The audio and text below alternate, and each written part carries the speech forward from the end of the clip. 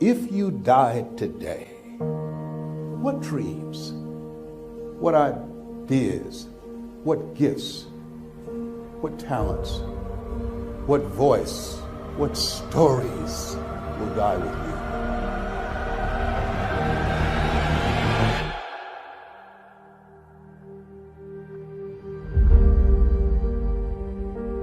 See, a lot of people go to work every day miserable, and all they do is just talk about how miserable they are, but they don't do anything about it. You know that you're deliberately operating below your potential. You've gotten comfortable. You stop expanding. You stop stretching. You stop challenging yourself. It's hard living. Life is hard. So most people don't use their imaginations. Most people don't dream anymore. Why? Because through the conditioning process of life, after so many rejections, see, you know what you can do.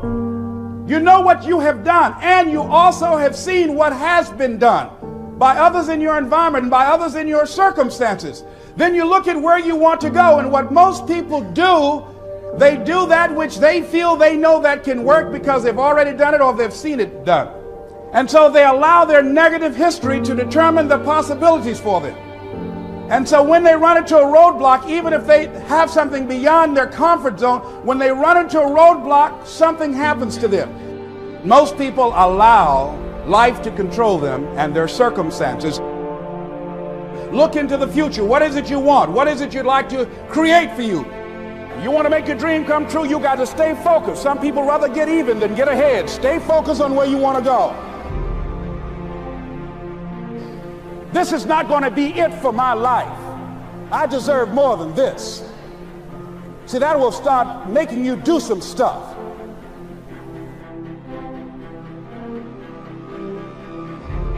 Not only is it possible for you to have your dream, but it's necessary. It's necessary that you have it, that you work on it, that you develop yourself, that you go for what is yours in the universe. The major key to your reaching your dream, your living up to your greatness, your making your contribution to your making things happen in your life is you. That you've got to take personal responsibility to make it happen. That you make it happen, that you don't give up, that you don't take any objection or disappointment or defeats personally, that you keep on keeping on, that you don't decide that I can't make it because you can't see the light at the end of the tunnel. Live your life with passion, with some drive. You've got to remind yourself that you've got powers within you, talents within you that you haven't even reached for yet. See, whatever dream you got, that dream, that idea, that has been given to you. There's no guarantee that because somebody is now down on their luck, they can never come back. Who can guarantee that you can't make it? That you can't have your dream? Who can guarantee that you can't do what you want to do? No one can do that. No one can predict that. All we need to do is we look at our dream as we get ready to hit the floor. I'm blessed and highly favored.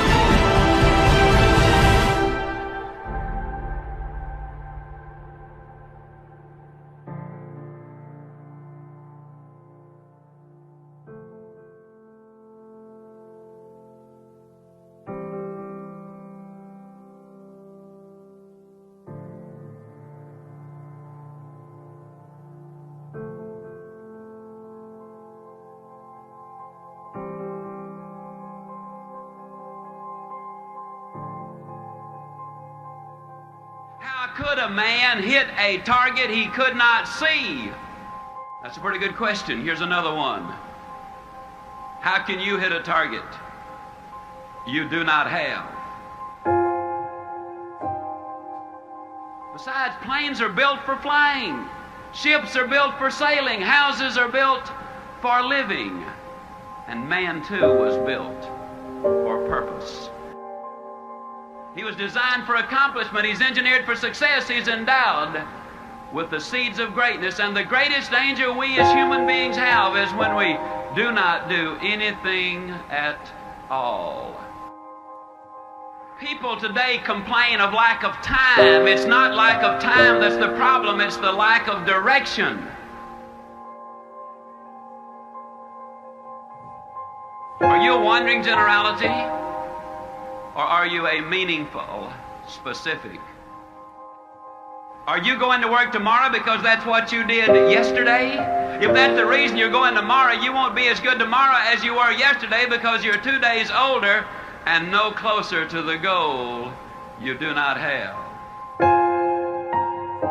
What about you personally? Have you got your goals laid out? Are you a meaningful specific, or are you a wandering generality?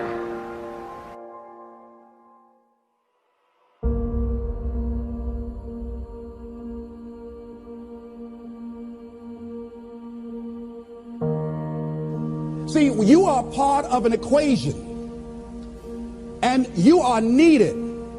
Part of why we should begin to look at how we give up our lives, that we've got to begin to see, what is it that I'm supposed to do? What is my life work? And then give ourselves to that. Because as we do that, ladies and gentlemen, I guarantee you, as you begin to take on this new era that we're in, if you decide that I'm going to begin to start living life, I'm going to start giving more of myself, I'm going to start putting out more, contributing more to life. Here's what's going to happen, ladies and gentlemen. I guarantee you that life will take on a whole new meaning for you. I guarantee you that life takes on a whole new dimension. That you'll be happier. You have a greater sense of happiness and fulfillment in life. That now you will begin to take off on some new paths to some newer horizons. That you'll begin to see life totally different than most people.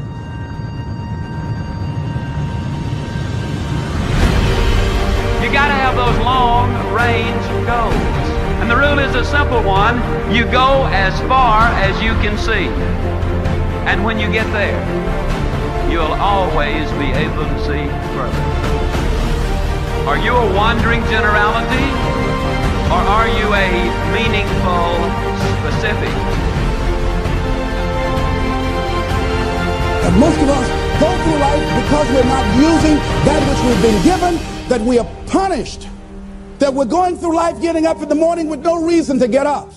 There's a scripture, when I heard it, I couldn't understand it. I say, how cold? He that hath shall get, and he that hath not, even that he has shall be taken away. He that hath a generous view of life, he that has courage, he that hath initiative, he that hath resourcefulness.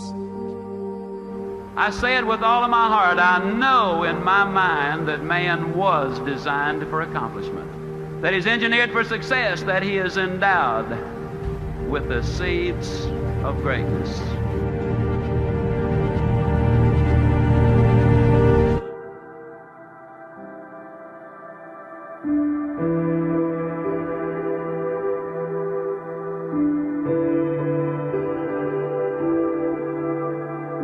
Life will always give us some questions. There will be times when we have to take time to search ourselves. And saying, with all of these things out here, these roadblocks and these obstacles, what is it going to require on our part to make it happen? What's the final determining factor that will determine whether or not we're losers or winners in life? And here's what the answer is. It's you. No, it's not your circumstances. No, it's not your past. It's you. You're going to determine that. No, not what happened to you. No. It's you. It's you. You will determine whether or not this mission that you're on, and I believe that we're all on a mission. I believe that we all have a purpose, and we didn't just show up just to work every day and face some hard experiences in life, or go home after work and pop a can of beer and sit in front of the television set. No, I don't think that life is like that for us. I think that we all showed up here on a divine mission to do something.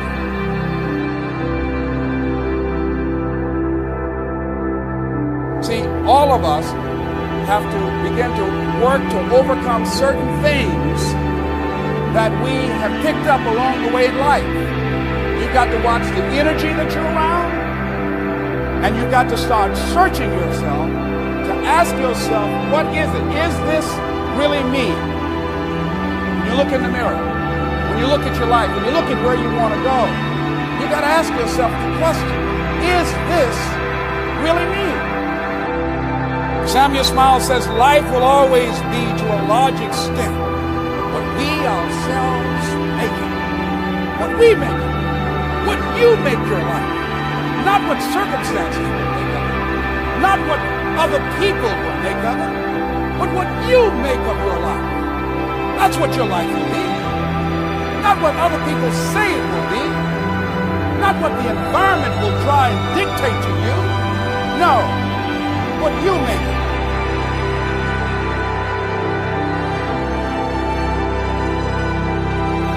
Live now. The common consciousness to keep people from living up to their true potential. Here's something that we must begin to realize and acknowledge. We were all created to be winners. All of us. How can you prove that? We can prove it by our consciousness, just by our subconscious mind. We were destined, we were born to be winners. We have been endowed with greatness. And I think the challenge is to begin to become in alignment with who we truly are and work diligently to manifest our greatness. And I'll give you an example that all of us do that demonstrate this. If you ever dream, whenever I had any dreams, I've never been an athlete before, but anytime I have any kind of dream about sports or movies or anything, I'm always the star. A friend of mine, she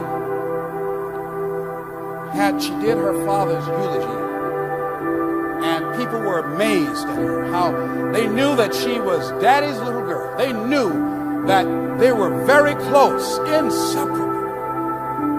And I asked her, how did you handle that? How did you do that? Because everybody knew that that was not only her father, but her closest friend. And she said that the day that he died, she said she was in his room and she was talking to him. You know, she said, Daddy, I love you, but I'm a big girl, and as much as I want you to be here, I want you to do what you want to do.